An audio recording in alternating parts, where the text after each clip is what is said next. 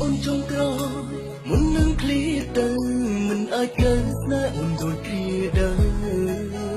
បងជាអ្នកបញ្ចុះហើយក៏អ្នកដើមតើឲ្យអូនរស់ដើម្បីអ្នកណារួមមិនដឹងមុន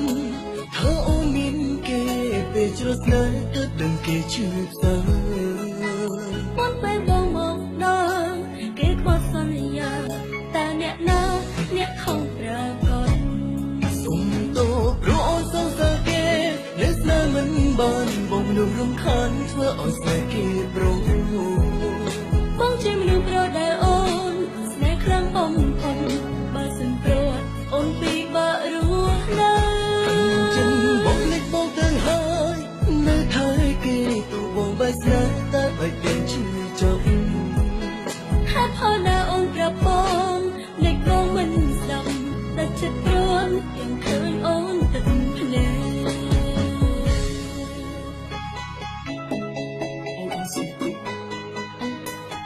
បងได้សុំនឹងភ្លេចគេឈឺចាប់ចំពោះមុខបងបានទេអូនមកភ្លេចបងទៅ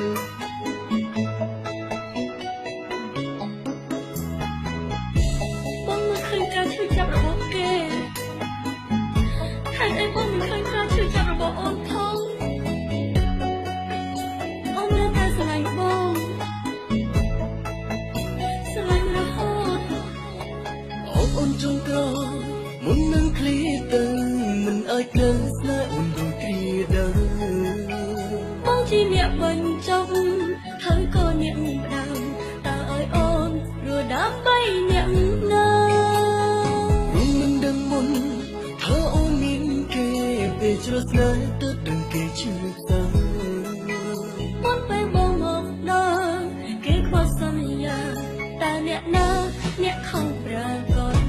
បសុំតោព្រោះអូនសងសើគេអ្នកស្នេហ៍មិនបានបងនឹងរំខានធ្វើឲ្យស្នេហ៍គេប្រងបងជាមនុស្សប្រដែលអូនស្នេហ៍ខ្លាំងបំផុតបើសិនព្រោះអូនពិបាករស់នៅ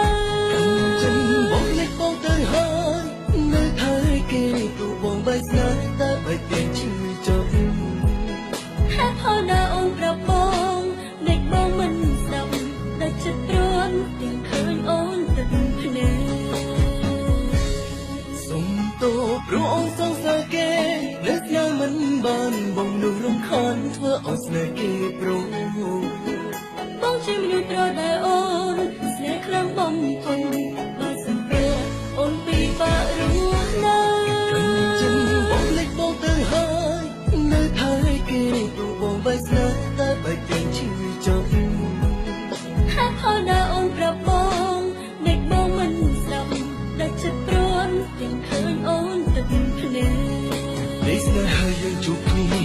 គឺដើម្បីបានទូមានស្អើយគឺនៅមិនអាចជួបគ្នា